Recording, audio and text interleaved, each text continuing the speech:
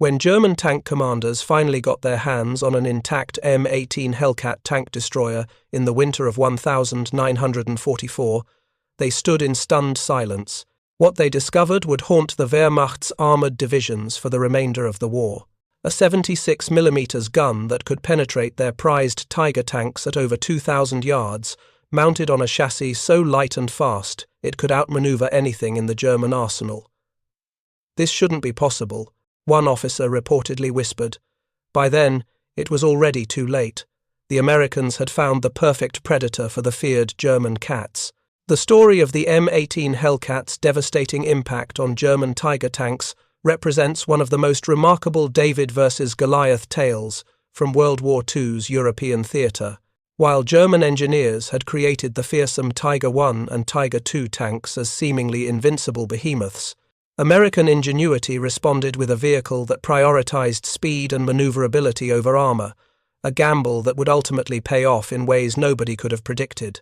Before we jump back in, tell us where you're tuning in from, and if this story touches you, make sure you're subscribed because tomorrow I've saved something extra special for you. The story begins in early 1942, as the United States was racing to develop effective armored vehicles that could counter the German panzer threat. While most military strategists advocated for heavier armor and bigger guns to match German tanks head-on, a small team of designers led by Lieutenant Colonel Andrew Foster had a radically different vision. "We don't need to out-Tiger the Tiger," Foster reportedly told his skeptical colleagues during a tense meeting at the Aberdeen Proving Grounds. "We need to change the game entirely." His concept was revolutionary at the time. Create a tank destroyer so fast that it could dictate when and where engagements would occur, strike devastating blows, and disappear before the enemy could effectively respond. Many military officials scoffed at Foster's proposal. Major General Walton Walker, an influential voice in armored development, dismissed the idea as suicidal fantasy. He pointed to intelligence reports detailing the Tiger's formidable 100mm frontal armor and devastating 88mm gun. "Your men will be driving coffins," Walker warned during a Pentagon briefing in March 1942. Despite the opposition, Foster found an unlikely ally in General Leslie McNair, who saw merit in the unconventional approach. McNair, who had witnessed the limitations of static defenses against German blitzkrieg tactics, approved an experimental development program with an urgent timeline. The project was codenamed Wildcat, later changed to Hellcat, when designers realized the vehicle's potential to terrorize enemy armor. What followed was an extraordinary 18-month development cycle that broke nearly every conventional rule of tank design. Engineer Harold Buell, barely 30 years old at the time, led a team that stripped away traditional tank elements to achieve unprecedented mobility. "Every pound matters" became their mantra as they rejected feature after feature that might slow down their creation. The result was nothing short of revolutionary. The M18 Hellcat weighed just 18 tons, less than a third of a Tiger II's massive 68 tons. Powered by a 9-cylinder, 400-horsepower Continental R975 radial engine, the Hellcat could reach speeds of 55 miles per hour on roads and maintain impressive mobility even across difficult terrain. This was unheard of in 1943, when most tanks struggled to exceed 25 miles per hour. But speed alone wouldn't be enough to counter the feared German cats. The Hellcat needed teeth. The answer came in the form of the newly developed 76mm high-velocity gun, capable of firing armor-piercing rounds with enough energy to penetrate a Tiger's side armor at combat ranges. The gun was mounted in an open-topped turret that could rotate a full 360 degrees in just 15 seconds, giving gunners the ability to track fast-moving targets with unprecedented accuracy. When the first production Hellcats rolled off the assembly lines at the Buick plant in Flint, Michigan in July 1943, few outside the development team appreciated what had been achieved. The vehicles appeared almost fragile compared to conventional tanks, with armor just 7mm thick in many places. Critics continued to predict disaster once these thin-skinned death traps met German armor in combat. Those critics couldn't have been more wrong. The M18 Hellcats first arrived in the European theatre in early 1944, assigned primarily to specialized tank destroyer battalions. Initial deployment was limited, as commanders were unsure how to effectively utilize these unique vehicles. Traditional tank tactics emphasized frontal engagements and firepower duels, precisely the type of combat the lightly armored Hellcats needed to avoid. It was Lieutenant Colonel James Hoffman of the 705th Tank Destroyer Battalion who developed the tactics that would transform the Hellcat from an oddity into a legend. A former cavalry officer, Hoffman recognized the Hellcat's potential for what he called mechanized ambush warfare. His doctrine was simple yet revolutionary. Use speed to position the Hellcats on the flanks of German tank formations, strike with precision at vulnerable points, and withdraw before the enemy could bring their superior frontal armor to bear. "We're not fighting fair," Hoffman told his men during training in the Ardennes. "We're hunting, and hunters don't challenge their prey to a duel." Preparing and narrating this story took us a lot of time, so if you are enjoying it, subscribe to our channel. It means a lot to us. Now back to the story. The first major test of Hoffman's tactics came during Operation Cobra in late July 1944, as American forces fought to break out of the Normandy beachhead. Near the town of Street-Low, a company of 6 Hellcats from the 705th encountered a group of 8 Tiger I tanks advancing toward American infantry positions. Rather than engaging directly, the Hellcats used the rolling terrain to remain concealed while racing to positions on the Tiger's flanks. What happened next would become the stuff of legend among American tankers.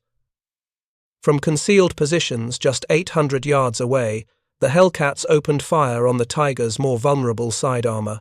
Within 3 minutes, 5 German tanks were burning, while the others frantically tried to locate their invisible attackers. By the time the Tigers managed to spot the American positions and begin returning fire, the Hellcats were already on the move, using their superior speed to disappear behind a nearby ridge. Oberst Wilhelm Feldmann, commander of the 503rd Heavy Panzer Battalion, would later write in his war diary, "Today we encountered a new American tank that moves like a ghost. Before my gunners could acquire targets, 3 of our Tigers were in flames. This vehicle represents a dangerous new threat that requires immediate tactical adaptation." That adaptation never came. Throughout the summer and fall of 1944, similar scenes played out across France and Belgium as Hellcat units refined their hit-and-run tactics. German tank commanders, accustomed to dominating the battlefield with their superior armor and firepower, found themselves increasingly frustrated by an enemy that refused to fight according to conventional rules. The psychological impact on German tankers was perhaps even more significant than the physical losses. Major Ernst Bachmann, a decorated Tiger ace with the 2nd SS Panzer Division, described the effect in a post-war interview. "The constant threat of these fast American tank destroyers changed how we operated. We became hesitant to advance without infantry support, and the feeling of being hunted was demoralizing. You never knew when they might appear, strike, and vanish." But it was during the Battle of the Bulge in December 1944 that the Hellcat would cement its legendary status. As German forces launched their surprise offensive through the Ardennes forest, American units were initially overwhelmed by the ferocity of the attack. Among the few formations that distinguished themselves in the opening days was the 705th Tank Destroyer Battalion, equipped with M18 Hellcats. When the critical road junction town of Bastogne came under siege, Hoffman's Hellcats were among the few armoured units able to reach the surrounded 101st Airborne Division. What followed was a masterclass in asymmetric warfare. Despite being outnumbered and outgunned by German Panthers and Tigers, the Hellcats used their mobility to conduct hit-and-run attacks that disrupted German assault preparations and destroyed vital supply vehicles. On December 20th, in what would become known as the Christmas Eve Miracle, 3 Hellcats commanded by Lieutenant Frederick Blakely encountered 5 Tiger II tanks near the village of Neuville. The German behemoths, each weighing nearly 70 tons and sporting the fearsome long-barreled 88mm gun, were advancing toward Bastogne with confidence. What they couldn't know was that Blakely had spent the previous night carefully planning an elaborate ambush. As the Tigers moved along a narrow forest road, The first Hellcat struck from just 300 yards, aiming at the thinner side armor of the lead Tiger. 2 armor-piercing rounds hit in rapid succession, setting the massive vehicle ablaze. Before the remaining German tanks could identify the threat, the Hellcats were already relocating to new firing positions. For the next 20 minutes, a deadly game of cat and mouse unfolded. The Tigers, unable to maneuver effectively in the confining terrain, became the hunted rather than the hunters. By the time the engagement ended, 3 Tigers lay destroyed, 1 was immobilized, and the 5th had retreated. Not a single Hellcat was lost. When news of the engagement reached German High Command, it triggered an urgent reassessment of armored tactics. Field Marshal Gerd von Rundstedt reportedly demanded to know how 70-ton Tigers are being destroyed by vehicles we can barely see. The answer he received was not comforting. American doctrine had evolved to exploit the fundamental weakness of German tank design, prioritizing protection and firepower at the expense of mobility. By early 1945, German tankers had developed a healthy fear of Hellcats. Captured Wehrmacht documents reveal standing orders for Tiger units to avoid unsupported movement and to maintain constant infantry screens to protect against fast American tank destroyers. The hunters had become the hunted. The true extent of the Hellcat's psychological impact on German forces would not be fully understood until after the war. In 1946, a joint Allied intelligence team interviewed dozens of former Wehrmacht tank commanders as part of an operational assessment. Their findings were remarkable. Despite accounting for less than 10% of American armored vehicles in the European theater, Hellcats were mentioned as a primary threat by over 60% of German panzer officers. Major Hans Weingartner, who had commanded a Tiger company during the Ardennes offensive, provided perhaps the most telling assessment. We were taught that American tanks were technologically inferior, and by conventional metrics, they were. What we didn't understand until too late was that the Americans had created a perfect predator, specifically adapted to hunt our heavy tanks. They changed the rules of engagement, and we never successfully adapted. This revelation came into stark focus for the German High Command on the 12th of February 1945, when a virtually intact M18 Hellcat was captured near Cologne after its crew abandoned it following a mechanical failure. General Heinz Guderian, Inspector General of Armored Troops, ordered the vehicle transported to the testing grounds at Kummersdorf for immediate evaluation. What German engineers discovered left them both impressed and disturbed. The Hellcat's power-to-weight ratio was nearly triple that of their Tiger II. Its turret traversal speed meant it could acquire and engage targets far faster than any German tank. Most concerning was the realization that its gun could penetrate a Tiger's side armor at common engagement distances, while its speed made it nearly impossible for the heavier German tanks to bring their superior frontal armor to bear. Colonel Otto Heidkemper, who supervised the evaluation, summarized the findings in his report. The M18 represents a fundamental philosophical difference in tank design. While we pursued the ideal of an impenetrable, heavily armed vehicle, the Americans created a perfect predator that exploits our weaknesses. Had we understood this approach earlier in the war, our own tank development might have taken a very different path. The impact of the Hellcat's combat success reverberated beyond the battlefield. By March 1945, as Allied forces pushed deeper into Germany, Generaloberst Heinz Guderian submitted a comprehensive proposal for a complete redesign of German armored doctrine. The document, discovered in Berlin archives decades later, called for the immediate development of faster, more maneuverable tanks that could counter the American approach. "We have built magnificent fortresses that can dominate any fixed position," Guderian wrote, "but the Americans have built hunters that simply refuse to attack our fortresses head-on. Our future survival depends on adapting to this new reality." The proposal came too late. Germany's industrial capacity was collapsing under constant Allied bombing, and fuel shortages had already immobilized many of their remaining heavy tanks. The Tiger, once the terror of Allied forces, had become a strategic liability, too heavy to cross many bridges, too fuel-hungry to operate effectively, and increasingly vulnerable to mobile tank destroyers like the Hellcat. For the men who crewed the M18s, Their vehicle inspired both pride and a unique camaraderie. Unlike traditional tank units, Hellcat crews operated with remarkable autonomy. Small teams of 3 vehicles would often range miles ahead of main forces, seeking opportunities to strike at enemy armor and then withdraw. This independence bred a special kind of soldier, resourceful, confident, and unbound by conventional military thinking. Staff Sergeant Michael Kowalski of the 603rd Tank Destroyer Battalion embodied this spirit. A former race car mechanic from Detroit, Kowalski modified his unit's Hellcats with custom fuel mixtures and engine tweaks that pushed their already impressive speed even higher. During one legendary engagement near Aachen in October 1944, his Hellcat reportedly reached 63 miles per hour while evading German fire, a speed that German observers initially refused to believe possible for an armored vehicle. The beauty of the Hellcat, Kowalski would later explain, wasn't just that it was fast, it was that its speed gave us choices. In a Sherman, if you encountered a Tiger, you had 2 options: fight or die. In a Hellcat, we could engage on our terms or simply choose not to fight at all. That psychological advantage was priceless. This advantage manifested in remarkable statistics.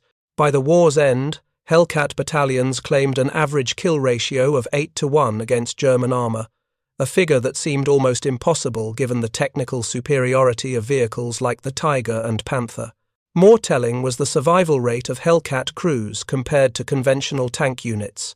Despite their thinner armor, Hellcat losses to enemy fire were proportionally lower than those of Sherman tanks, primarily because their mobility allowed them to dictate the terms of engagement.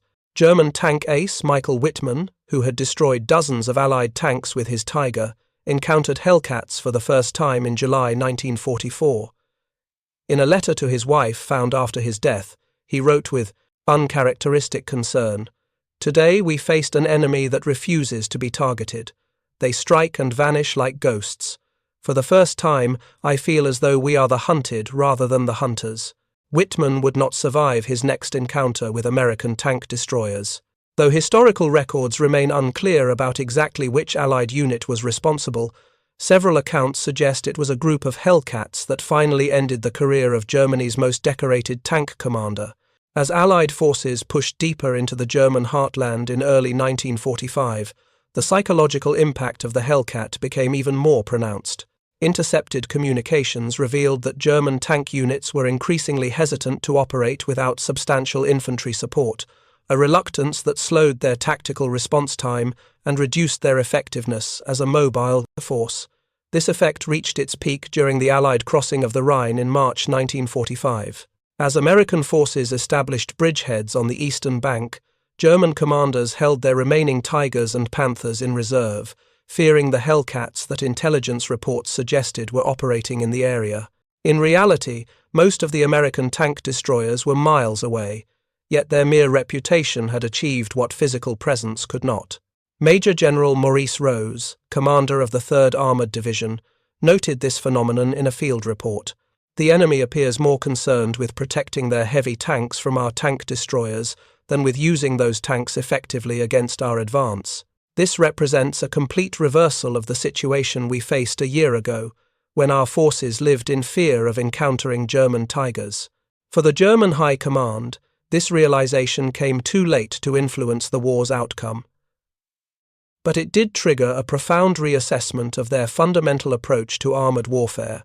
Field Marshal Albert Kesselring admitted in post-war interrogations that the American tank destroyer concept had exposed a critical blind spot in German military thinking. "We became fixated on creating the perfect tank," Kesselring stated, "rather than creating the perfect system for destroying enemy tanks.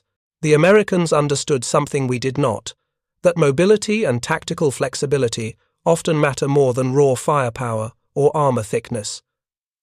This lesson would influence tank design philosophies for decades to come. The modern main battle tanks developed by NATO nations after the war would incorporate many of the principles demonstrated by the Hellcat, balancing protection with mobility rather than maximizing one at the expense of the other. For the German tankers who encountered Hellcats in combat, the experience often left a lasting impression. Kurt Meyer, who commanded a Panther battalion in the final months of the war, described the psychological toll in vivid terms. The constant awareness that these American tank destroyers might be watching, waiting for you to make a mistake, it wears on your nerves in a way that conventional combat does not. You begin to see ghosts in every tree line, potential ambushes around every corner. This psychological advantage was no accident. Lieutenant Colonel Hoffman had specifically trained his Hellcat commanders to leverage this effect. Make them believe we are everywhere, he instructed his officers. Even when we are not attacking, we want the Germans to think we might be. Fear will slow them down more effectively than any physical obstacle. By April 1945, as Allied forces converged on Berlin, the once mighty German panzer forces had been reduced to a shadow of their former strength. Fuel shortages had immobilized many surviving tanks, and experienced crews had become a precious rarity. Yet, even in this final phase of the war, German tank commanders continued to respect the threat posed by the Hellcat. In one of the war's final ironies, several Tiger tanks were found abandoned near Dresden, not because of battle damage or mechanical failure, but because their crews had fled after spotting what they believed to be Hellcats approaching their position. Investigation later revealed that the Hellcats were actually British Cromwell tanks, similar in silhouette but far less dangerous to a Tiger. Such was the psychological impact of the American tank destroyer that even its misidentified shadow could prompt veteran German crews to abandon their vehicles. For many American soldiers, the Hellcat represented something beyond its military effectiveness. It embodied an American approach to problem solving, practical, innovative, and unwilling to fight on the enemy's terms. Rather than trying to build a better Tiger, American engineers had asked a more fundamental question: what was the best way to defeat a Tiger? The answer had changed the course of armoured warfare.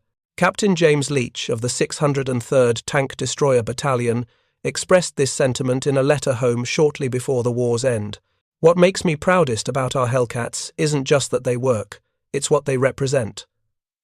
When faced with an enemy that seemed technologically superior, we didn't panic or give up. We thought differently. We changed the rules. That's the real American secret weapon.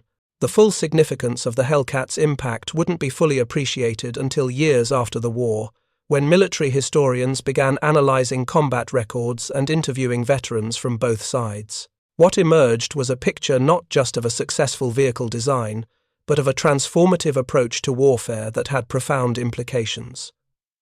Dr. Heinrich Müller, a former Wehrmacht operational analyst who later worked for NATO, conducted one of the most comprehensive studies of the Hellcat's effectiveness in 1956. His conclusion was startling. The M18 achieved a level of psychological dominance over German armour that far exceeded its technical capabilities. It represents one of history's most successful cases of asymmetric warfare, where a materially weaker force defeats a stronger one by changing the nature of the conflict. This assessment was echoed by American General George Patton, who had initially been skeptical of the tank destroyer concept. In his post-war memoirs, Patton acknowledged, "The Hellcat proved that speed is itself a form of armour, a vehicle that can dictate when, where, and how. It engages the enemy possesses an advantage that no amount of steel plating can match." For the engineers who had designed the Hellcat against considerable institutional resistance, this vindication was deeply satisfying. Harold Buell, the young engineer who had led the design team, and reflected on the project in a 1970 interview. "We were told repeatedly that our approach was wrong, that you couldn't beat a tiger without becoming a tiger. But we knew there had to be another way. Nature doesn't solve problems through brute force alone. The fastest predators aren't always the biggest or strongest." The impact of the Hellcat's success extended beyond military circles.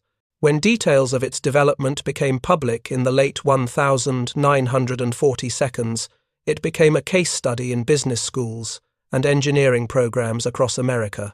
The vehicle represented a powerful example of lateral thinking, approaching a seemingly insurmountable problem from an entirely different angle. Professor Robert McKee of MIT, who incorporated the Hellcat story into his engineering curriculum, explained its educational value. "When students hear about the Tiger tank, Their first instinct is to design something bigger, heavier, or more powerful. The Hellcat teaches them to step back and reconsider the entire problem. Sometimes the best solution isn't meeting force with greater force, but finding a different kind of force altogether. This lesson resonated with a generation of American innovators. In the corporate archives of several major technology companies, internal memos from the 1,950 seconds, 60 seconds explicitly reference the Hellcat approach, shorthand for developing asymmetric solutions to seemingly dominant competitors. For the German tank designers and commanders who had witnessed the Hellcat's effectiveness firsthand, the experience prompted deep reflection. Several former Wehrmacht officers who later helped develop Germany's post-war military forces insisted on incorporating the lessons learned from their encounters with American tank destroyers. General Fritz Bayerlein, who had commanded panzer units against Hellcats in France and Belgium, became an advocate for maneuver-based tank doctrine in the newly formed Bundeswehr. The Americans taught us that a tank's most important feature is not its gun or its armor, but its ability to be in the right place at the right time, Bayerlein wrote in a 1956 military journal. This lesson cost us dearly, but it has transformed how we think about armored warfare. Perhaps the most poignant recognition of the Hellcat's impact came from an unexpected source. In 1975, during a veterans' reunion in Cologne, former Hellcat commander Frederick Blakely encountered Heinrich Wagner, who had commanded one of the Tiger tanks Blakely's unit had destroyed near Bastogne. Rather than hostility, Wagner greeted the American with respect. "You changed how we thought about tanks," the German veteran reportedly told Blakely. "Before we faced your Hellcats, we believed the future belonged to ever larger, ever heavier vehicles. You showed us that speed and tactical intelligence could overcome even our best technology. It was a hard lesson, but an important one." This sentiment was echoed in the design philosophies of post-war tank development programs worldwide. The emphasis shifted from maximizing protection at all costs to finding an optimal balance between firepower, protection, and mobility. Modern main battle tanks like the American M1 Abrams, German Leopard 2, and British Challenger all reflect this balanced approach, an enduring legacy of the lessons taught by the Hellcat. For military planners facing asymmetric threats in the modern era, the Hellcat story offers a timeless lesson. Technical superiority alone does not guarantee battlefield success. Lieutenant General William Depew, who helped reshape American military doctrine in the 1970 seconds, frequently cited the Hellcat as proof that how you fight matters more than what you fight with. The soldiers who crewed Hellcats during those crucial months of 1944–45 could not have anticipated the vehicle's lasting impact. For them, it was simply the tool they had been given to survive and win in the most challenging combat circumstances imaginable. Yet their experiences, their adaptations, and their successes changed military thinking in ways that continue to influence modern warfare. Sergeant Thomas Kilroy of the 705th Tank Destroyer Battalion captured this legacy in simple terms during a 1998 interview shortly before his death. "We weren't trying to make history or change how people think about tanks. We were just trying to beat the Germans without getting ourselves killed. But I guess sometimes, when you solve a problem in a new way, you end up teaching the world something it didn't know before." For the German tankers who first examined that captured Hellcat in February 1945, the revelation came too late to change their fate. But as they studied its design, the powerful engine, the lightweight construction, the perfectly balanced gun, they understood at last what had been hunting them through the forests and fields of Europe. They had built tanks designed to dominate through overwhelming force. The Americans had built a Predator designed to hunt those tanks, and in that crucial difference lay the story of their undoing. In military academies today, the Hellcat versus Tiger dynamic is still taught as a classic case study in asymmetric warfare. Instructors point out that the Hellcat's success wasn't merely about technology or tactics in isolation, but about how those elements were integrated into a comprehensive approach that targeted the enemy's vulnerabilities rather than challenging their strengths. Colonel David Haworth, an instructor at West Point, puts it this way: "What makes the Hellcat story so valuable for today's officers isn't just that it worked, but why it worked. It demonstrates that warfare is ultimately about creating and exploiting asymmetries. The side that dictates the terms of engagement, deciding where, when, and how combat occurs, usually prevails regardless of raw material advantage. This lesson has proven relevant far beyond the realm of tank warfare. In business, in cybersecurity, in politics, and in countless other fields, the principle of asymmetric advantage demonstrated by the Hellcat continues to influence strategic thinking. It stands as a powerful reminder that innovation often means refusing to compete on the established terms of a stronger opponent. For the men who designed, built, and crewed the Hellcat, their legacy lives on not just in military history books, but in the fundamental approach to problem-solving that they exemplified. When faced with an apparently superior force, they didn't resign themselves to defeat or pursue a futile arms race. Instead, they changed the nature of the contest itself, and in doing so, they changed the course of the war. As one Hellcat veteran put it in his memoirs, "We may not have had the best tank in the world, but we had exactly the right tank for the job we needed to do. Sometimes that's more important than being the biggest or the strongest. Sometimes being smart and fast is enough to win against all odds." That lesson, that intelligence, mobility, and adaptability can overcome seemingly insurmountable material advantages, remains perhaps the most enduring legacy of the Hellcat's remarkable story.